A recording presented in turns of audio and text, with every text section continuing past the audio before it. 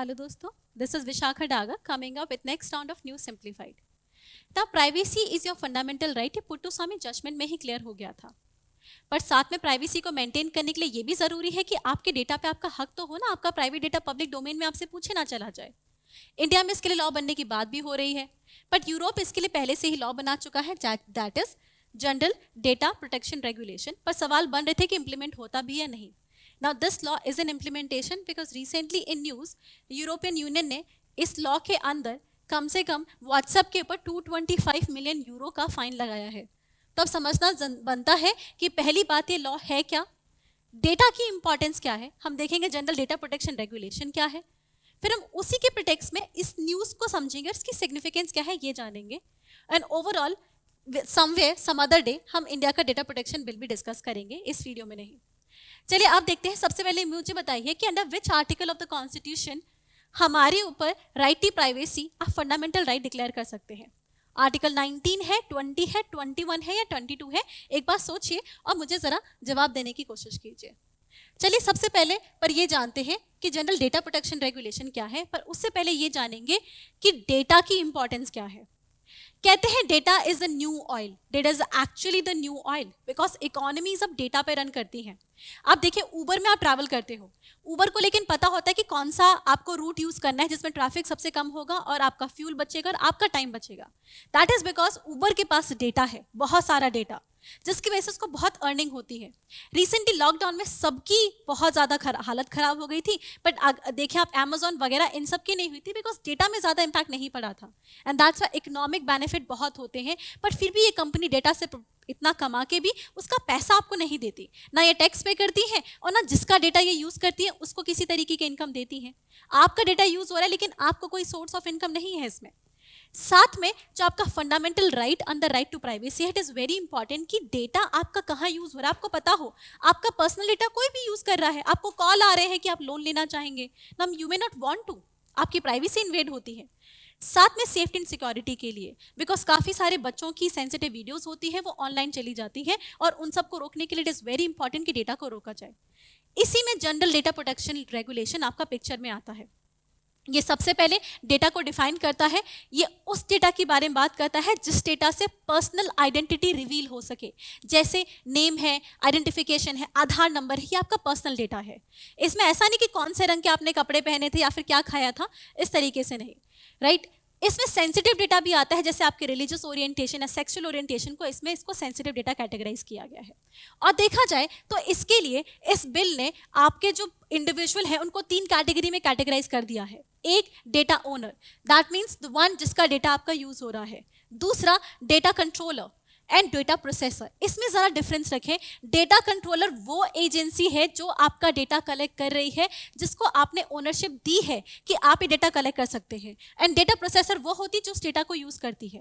ध्यान रखें तो अलग कंपनी हो सकती है, जैसे आप किसी फेयर प्राइस शॉप पे गए, उसने 4-5 लोगों को हायर कर रखा है, अब उनके डेटा को रेगुलेट करने के लिए वो खुद नहीं कर सकता, उसका काम खरीदने बेचने का है, तो उसने एक एजेंसी हायर कर रखी है जो कि उस डेटा को प्रोसेस करेगी। जैसे माइक्रोसॉफ्ट ले यूज़ कर ले, जहाँ पे अपने कस्टमर जहाँ पे वो अपने उन सबका डेटा रख सके अपने एम्प्लॉइज का।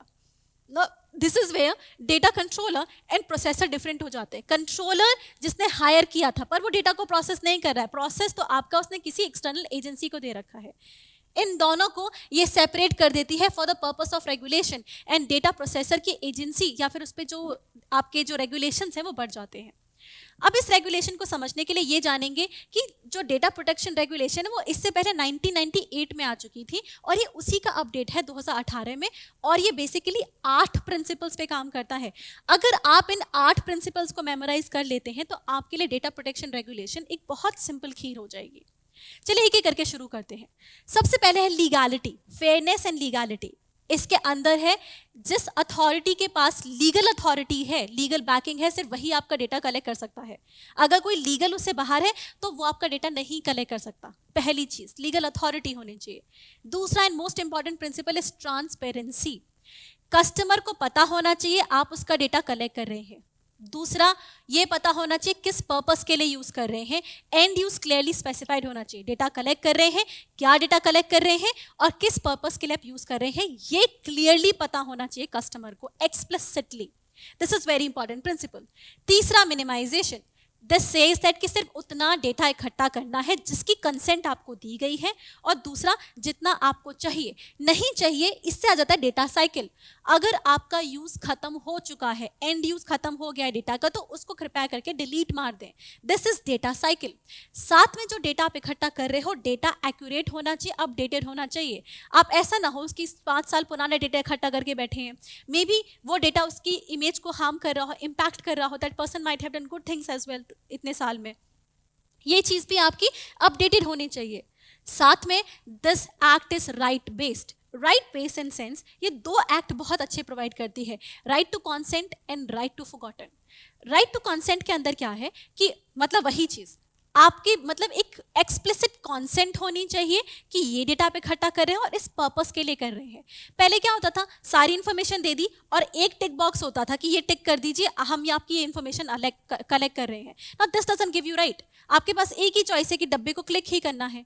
लेकिन अगर आप देखेंगे, आप कोई भी यूरोपियन वेबसाइट अगर आप खोल रहे हैं तो उसमें आता है डू यू एक्सेप्ट और नॉट, दो ऑप्शन है, आप नो कर सकते हैं। तो ये जो नो का ऑप्शन आता है that is right to consent. सिर्फ टिक नहीं करना, नो का ऑप्शन भी आना चाहिए कि नहीं, मुझे अपनी इंफॉर्मेशन नहीं देनी, राइट।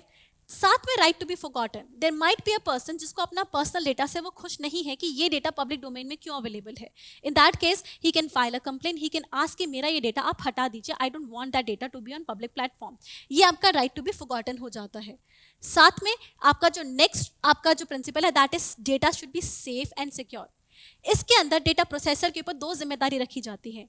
एक, सबसे पहला पूरा सिस्टम और इंफ्रास्ट्रक्चर क्रिएट करना कि जो डेटा है वो आपका वायलेट ना हो, मतलब कोई ब्रीच ना कर रहा हो। इसी के तहत ना ट्विटर को पहले भी एक फाइन लग चुका है। जो सबसे बड़ा फाइन है वो ट्विटर को लगा था, that's why second highest fine WhatsApp को कहते हैं, बिकॉज ट्विटर की स्लोपी हरकतों की वजह से बहुत सारा डेटा लीक हो गया था, तो जीडीपीआर ने उस पर आपका लगा दिया था रेगुलेशन। सेफ्टी सिक्योरिटी के लिए दूसरा है data protection officer should be appointed. Data protection officer की जिम्मेदारी है कि जितना डेटा इकट्ठा किया गया है वो किस पर्पस के लिए क्यों किया गया है इसके बारे में उसे पता हो, और अगर किसी कस्टमर का ग्रीवेंस है तो डेटा प्रोटेक्शन ऑफिसर डील करेगा। Now last but not the least is territoriality. This data protection regulation जो आपका ये था, दिस टॉक्स अबाउट कि जो आपका पहली बात तो डेटा यूरोपियन यूनियन जो कंट्रीज है उनके अंदर रहना चाहिए। जब आप उसके बाहर डेटा भेज रहे हैं तो सिर्फ ऐसी कंट्रीज में भेजोगे जहाँ पे ऑलरेडी डेटा प्रोटेक्शन बिल है। अगर वहाँ पे नहीं है, डेटा सेफ नहीं, तो यूरोपियन सिटीजन्स का आप डेटा नहीं भेजोगे। इसमें एक्सेप्शन ये है, हाँ भेज सकते हो ऐसी कंट्री को अगर सिटीजन खुद कंसेंट दे दे तो कि हाँ भेज दीजिए। Now this is example of territoriality. समझ में आया? मैंने कहा था ना, अगर आप ये 8 प्रिंसिपल्स याद कर लेते हैं तो आपको पूरा का पूरा डेटा प्रोटेक्शन बिल याद हो जाएगा, और ये बहुत आसान है डेटा प्रोटेक्शन बिल याद करना। इसके साथ कुछ एक्स्ट्रा प्रिंसिपल्स भी हैं, जरा उनको भी हम देख लेते हैं। वो प्रिंसिपल क्या है? फॉर इफेक्टिव इम्प्लीमेंटेशन इसके लिए कुछ मैकेनिज्म लेकर आए हैं। ये मैकेनिज्म क्या है? सबसे पहले अगर डेटा प्रोसेसर इसको वायलेट करता है तो उसके ऊपर 2 से 4% जो उसका एनुअल रेवेन्यू है उसका फाइन लगेगा। जितना वो कमा रहा है उसका 2 to 4% को पे करना पड़ेगा, या 20 million whichever is higher, तो पेनल्टी बढ़ जाती है। फिर आपका आता है डेटा ब्रीच नोटिफिकेशन। अगर किसी भी कंपनी से डेटा ब्रीच होता है तो 72 घंटे के अंदर उसको बताना है अपने कस्टमर्स को और साथ में अथॉरिटी को कि हमारा डेटा ब्रीच हो चुका है। साथ में this also talks about one stop shop कि इमेजिन कोई कंपनी है यूरोप में काम कर रही है, अब यूरोप की सभी कंपनीज को कंट्रीज को सर्व कर रही है, कहाँ जाके कंप्लेन करोगे? ये बहुत डिफिकल्ट हो जाता है। तो उसने बोला ऐसे केस में जिस कंट्री का हेडक्वार्टर जिस कंट्री में है ना, वहाँ का जो मेन हेडक्वार्टर वो उसकी लीड एजेंसी हो जाएगा। जैसे फेसबुक है वो सारी यूरोपियन कंट्रीज में काम करता है, लेकिन इसका हेडक्वार्टर आयरलैंड में है, तो जो आयरलैंड वाला हेडक्वार्टर है वो उसकी लीड एजेंसी हो जाता है और वहाँ जाके आपको कंप्लेन करनी होगी अगर व्हाट्सएप की कंप्लेन आप करते हैं। ये था अंडरस्टैंडिंग जीडीपीआर। अब जब जीडीपीआर आया तो इंडिया पे कुछ नुकसान हुआ इसका। क्यों? क्योंकि यूरोपियन कंट्रीज इंडिया के लिए बहुत अच्छा मार्केट थी आईटी सर्विसेज के लिए, बीपीओ के लिए और फार्मा सेक्टर के लिए। अब ये कंट्रीज वहाँ, ये कंपनीज तो वहाँ पे थी, लेकिन इसके आने से इनका कंप्लाइंस कॉस्ट बढ़ गया। क्यों? डेटा प्रोटेक्शन ऑफिसर इंप्लीमेंट लाना पड़ेगा, बिल्कुल केयरफुल रहना पड़ेगा, सिक्योरिटी आर्किटेक्चर बढ़ा दो, नहीं तो ब्रीच हुआ तो ये कंट्रीज आपको पकड़ लेंगी। तो कॉस्ट बढ़ गई, साथ में रिस्क पेनल्टी बढ़ गई कि अगर इन केस ऑफ ब्रीच होता है तो बहुत ज़्यादा पैसा इनको पे करना पड़ेगा। बट ओवरऑल इसका पॉजिटिव इफेक्ट ये था कि इंडिया में इसकी वजह से डेटा प्रोटेक्शन बिल आने लगा, now which actually provide the right to privacy to Indian citizen. देखा देखी ही सही, कम से कम आपको राइट टू प्राइवेसी तो मिल रहा है। चलिए आगे चलते हैं, आगे करते हैं news analysis in terms of कि आज के न्यूज में क्या था। आज के न्यूज में व्हाट्सएप के ऊपर ही इससे लगता है because WhatsApp most important principle आपका प्राइवेसी वायलेट करता है, right. As I talked about ना कि इसमें बहुत सारे प्रिंसिपल है, most important was transparency as well, कि यूजर को पता होना चाहिए आपका कौन सा डेटा इकट्ठा हो रहा है, क्यों इकट्ठा हो रहा है, और उसका एंड यूज क्या है, ये पता होना चाहिए। व्हाट्सएप क्या करता है, बहुत सारे केसेस में तो पता भी नहीं होता कि व्हाट्सएप का डेटा कहाँ यूज हो रहा है, मतलब आपका एंड टू एंड डिस्क्रिप्शन में भी आपका जो आपका होता है एनक्रिप्शन, उसमें भी प्रॉब्लम आती है। साथ में व्हाट्सएप अपनी पेरेंट कंपनी फेसबुक को डेटा भेज देता है, राइट, लेकिन इसमें क्लैरिटी नहीं है क्या है डेटा, क्यों है डेटा, बिकॉज आपका कंट्रोलर व्हाट्सएप था, प्रोसेसर आपका फेसबुक है, इसमें क्लैरिटी होनी चाहिए। Facebook does not, WhatsApp does not give this clarity, बोलता है हम आपका डेटा नहीं देखते, फेसबुक को क्यों हम दिखाएंगे, बल्कि जा रहा है व्हाट्सएप का डेटा फेसबुक पे जाता है। Now that is why this was in news. अब इससे कंट्रोवर्सी ये क्रिएट होती है, ये जो आयरलैंड की आपकी डेटा प्रोटेक्शन कमेटी थी उसने ये फाइन लगाया है। प्रॉब्लम यह है कि इसने कंप्लेंट्स के बेसिस पे नहीं लगाया है, बिकॉज ओवरऑल कंप्लेन तो इनके 10K के आसपास आती है, और जिस बेसिस पे कस्टमर ने कंप्लेन किया उस बेसिस पे नहीं, इसको जो मन किया उसके बेसिस पे इसने इसके अगेंस्ट एक्शन लिया गया है। तो सवाल ये बनता है कि जीडीपीआर के अंदर कोई आपका मतलब रैंडमनेस ज्यादा है इम्प्लीमेंटेशन में, कोई रूल ऑफ लॉ थोड़ा बेहतर दिखना चाहिए, and that's why this is a problem. But overall this is appreciated because this is what GDPR is in action, a company is paying for not implementing it. अब आते हैं under article of the constitution, कौन सा आपका right, fundamental right to privacy provide करता है। आपका जो राइट टू प्राइवेसी है वो पुट्टू स्वामी जजमेंट में आर्टिकल 21 राइट टू लाइफ के अंदर आता है, एंड दैट्स व्हाई इसका आंसर होगा आपका आर्टिकल 21। आई होप हमारी वीडियो आपको पसंद आई हो, and if that is the case, like, subscribe and connect to us because we are here just to help you. Thank you so much. Current Affairs by Forum IAS is an all-in-one program that covers the dynamic aspect of the syllabus from both prelims and mains perspective. Last year, we have helped more than 100 students crack IAS with our current affairs classes.